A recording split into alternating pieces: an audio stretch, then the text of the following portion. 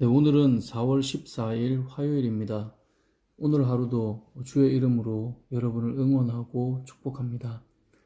오늘 우리에게 주시는 하나님의 말씀은 에스겔 33장 21절에서 33절까지의 말씀입니다. 하나님의 자녀된 이스라엘 백성들이 하나님을 떠난 삶과 계속해서 범죄하는 삶을 살아갈 때에 하나님께서는 선지자들을 보내서 그 삶에서 돌이키라고 말씀하셨습니다. 하지만 계속 선지자들을 보내시고 말씀을 전해도 돌이키지 않아 하나님의 징계를 받게 됩니다. 이방 나라로부터 나라가 무너지고 이방 나라로 끌려가 포로의 삶을 살게 되었습니다. 이러한 결과를 경험할 때 이스라엘 백성 중에는 자신들의 죄로 인해 고통받는 삶에 대해 회개하고 돌이키기보다 하나님의 사랑을 의심하고 우리를 사랑한다면 어떻게 우리에게 이렇게 할 수 있는지 의문을 던지게 됩니다. 마치 어린아이들이 부모님이나 선생님들에게 혼날 때 저분들은 날 사랑한다면서 어떻게 저럴 수 있지? 이렇게 말하는 것과 같은 맥락입니다. 하지만 하나님께서는 분명하게 말씀하십니다. 어제 읽었던 11절 말씀을 제가 다시 한번 읽어보겠습니다. 너는 그들에게 말하라. 주 여호와의 말씀이니라. 나의 삶을 두고 맹세하노니 나는 악인이 죽는 것을 기뻐하지 아니하고 악인이 그의 길에서 돌이켜 떠나 사는 것을 기뻐하노라. 이스라엘 족속아 돌이키고 돌이키라. 너희 악한 길에서 떠나라. 어찌 죽고자 하느냐 하셨다 하라. 아멘. 하나님께서 이스라엘 백성들을 징계하고 심판하셨지만 하나님은 어떤 분이시라고요? 나는 악인이 죽는 것을 기뻐하지 아니한다라고 되어 있습니다. 그리고 악인이 그의 길에서 돌이켜 떠나 사는 것을 기뻐한다라고 말씀하셨어요. 이스라엘 족속에게 말씀하세요. 돌이키라고요. 악한 길에서 떠나라고요. 왜 죽을 길을 가느냐는 거예요. 그러면서 악인이 죽는 것을 기뻐하지 않는다는 거예요. 하나님은 여러분을 사랑하십니다. 심지어 여러분이 악인의 길을 가거나 때로는 잊지 말아야 될 그 자리에 머물러 있다고 해서 하나님께서 여러분이 죽는 것을 기뻐하거나 안 되는 것을 바라고 있는 것이 아니라 그때도 여전히 하나님의 사랑은 흔들리지 않고 여러분을 사랑하신다는 것입니다. 하나님은 여러분이 불완전한 그 시간에도 여러분을 동일하게 사랑하고 계신다는 거예요. 그래서 우리가 악한 길을 갈 때 기다렸다는 듯이 징계하시는 분이 아니라 우리가 여전히 그 길에서 돌이키기를 원하시고 악한 길에서 떠나기를 원하셔서 선지자를 보내시고 우리에게 말씀을 주시고 우리가 돌이킬 시간도 주시는 겁니다. 그래도 안 될 때 결국 우리를 징계하시지만 그 징계 중에도 하나님은 우리를 사랑하시는 마음을 드러내시고 그 징계조차도 우리를 사랑하는 마음이 담긴 모습임을 보여주는 것입니다. 그래서 말씀하시는 거예요.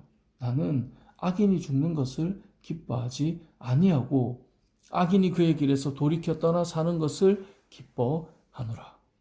이것을 누구에게 말씀하셨죠? 너는 그들에게 말하라. 에스겔이요. 파수꾼이 된 에스겔이요. 그러니까 이것은 우리들에게 주시는 말씀이에요. 우리는 하나님을 믿고 하나님의 자녀라 말하고 하나님의 사람이라 말하면서 때로는 하나님의 이 마음을 담아내지를 못해요. 악인의 길을 가고 있는 자들에 대해 하나님의 그 사랑을 가지지 못할 때가 많아요. 악한 길을 가는 자를 만나면 그 사람을 미워하거나 관계를 끊어버리거나 심지어 돌아올 수 없는 자로 여겨버리는 거예요. 거룩함을 지켜야 된다는 명목으로 사람을 정죄하고 판단하고 미워하고 내치는 일이 우리 안에 나타난다는 거예요. 마치 누가복음 15장의 탕자의 모습을 바라보는 형의 모습처럼요. 형은 그 탕자가 집으로 돌아오는 게 싫었던 거예요. 그래서 그 형은 돌아온 동생의 그 잔치를 기쁨으로 들어가지 못했어요. 왜냐하면 아버지의 사랑을 이해를 못했거든요. 그러니까 미운 거예요. 하나님께서는 의인이 돌아오기를 기뻐하셨고 악인이 돌아오기를 기뻐하셨고요. 악한 길에서 떠나라고 말씀하시면서 여전히 변함없이 사랑하는 마음을 드러내고 있어요. 이 말씀을 받은 우리들이 어떻게 해야 되겠습니까? 하나님의 마음처럼 우리 역시 악한 자, 무지한 자, 지금 잘못되어 있는 자를 여전히 그들이 돌아서기를 기뻐하고 그 영혼을 사랑하고 품을 수 있는 그런 마음이 우리에게도 필요하다는 것입니다. 하나님은 악인이 죽는 것을 기뻐하지 않는다고 하셨습니다. 사랑하는 성도 여러분, 저와 여러분도 어떤 사람을 비난하거나 어떤 사람이 안 되는 일, 무너지는 것을 기뻐하지 말아야 됩니다. 하나님의 마음을 가지고 우리는 영혼을 사랑할 수 있는 믿음의 성도들이 되시길 축복합니다. 그렇게 하나님은 이스라엘 백성들을 사랑하셨지만 이스라엘 백성들의 자세는 어떻습니까? 징계를 받아 나라가 무너지고 이방 땅에서 힘겨운 삶을 살아가면서도 그들의 교만이 잘 꺾이지 않아요. 오늘 본문은 하나님께서 그들을 징계하심으로 그들의 교만을 꺾으시고 하나님 되심을 알게 하겠다고 말씀하고 있거든요. 28절 29절만 읽어드리면 이렇습니다.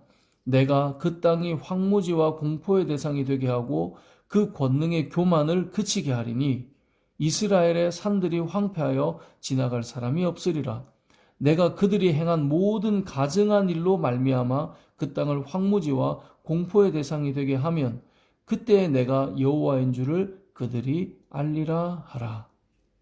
자, 이렇게 하나님께서는 그들의 교만을 멈추게 하기 위해서 이스라엘을 황폐하게 황무하게 만들고요. 그리고 내가 여호와인 줄 그들이 알게 되도록 만드시겠다는 거예요. 자, 이렇게 하는 말씀을 선포할 때 이스라엘 백성들의 모습이 어땠을까요? 30절을 보면요.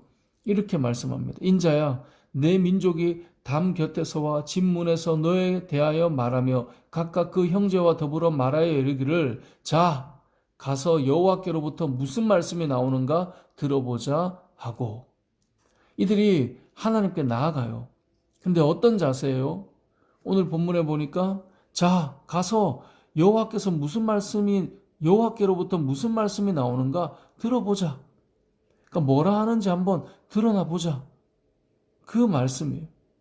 그들의 반응이 무엇이냐면 그래, 뭐라 말하는지 하나님이 한번 들어보자. 그래서 그들이 들으러 나와요. 그런데 그들의 반응이 뭐냐면요. 31절에 내 말을 들으나 그대로 행하지 아니하니 이는 그 입으로는 사랑을 나타내어도 마음으로는 이익을 따름이라. 그러니까 말씀을 듣는데요. 그럼 뭐라 하는지 그들이 철저하게 꺾였음에도 불구하고 교만함이 꺾이지 않아요. 그래서 하나님 앞에 나아갈 때도 뭐라 하는지 한번 드러나 보자.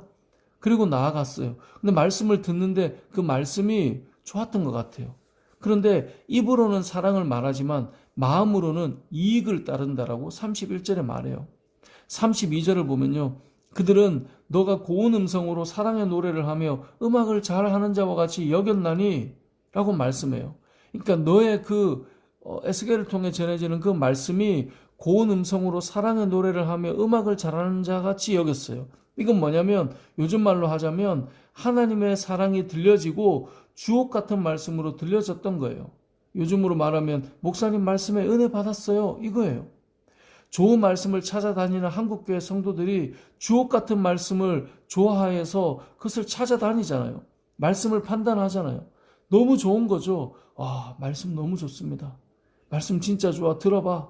그래서 이 말씀 저 말씀 찾아다니는 거예요. 그런데 그 다음에 무엇입니까? 너의 말을 듣고도 행하지 않는다고요. 여전히 교만하고요. 여전히 음란해요. 여전히 이기적이고요. 여전히 내 생각대로 살아요.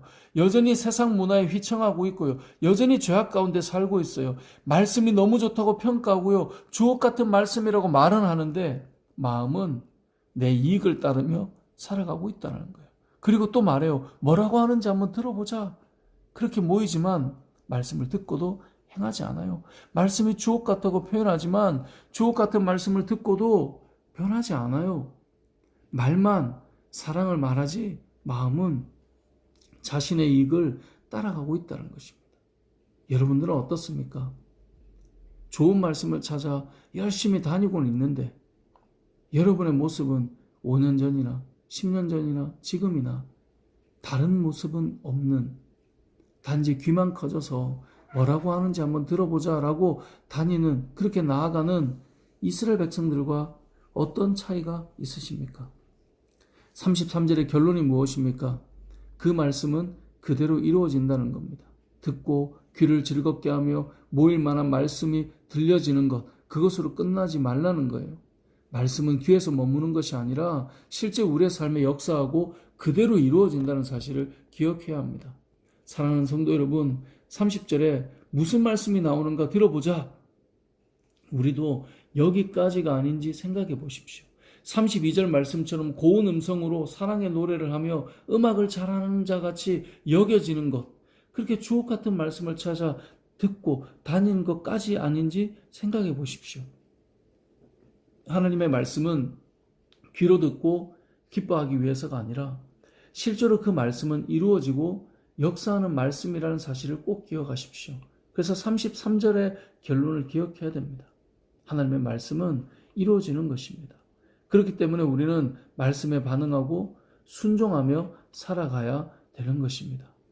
에스겔 33장 33절 그 말이 응하리니 응할 때에는 그들이 한 선지자가 자기 가운데 있었음을 알리라. 결국은 주의 말씀이 성취될 때 내가 귀로 듣고 좋아하고 즐거워해야 됐던 것이 아니라 나의 삶이 이 말씀에 따라 이루어질 그 말씀에 따라 움직이며 살았어야 되는구나. 내 안에 그 선지자가 있었지. 내 안에 그 말씀이 있었었구나. 깨달을 때가 올 것이라는 것입니다.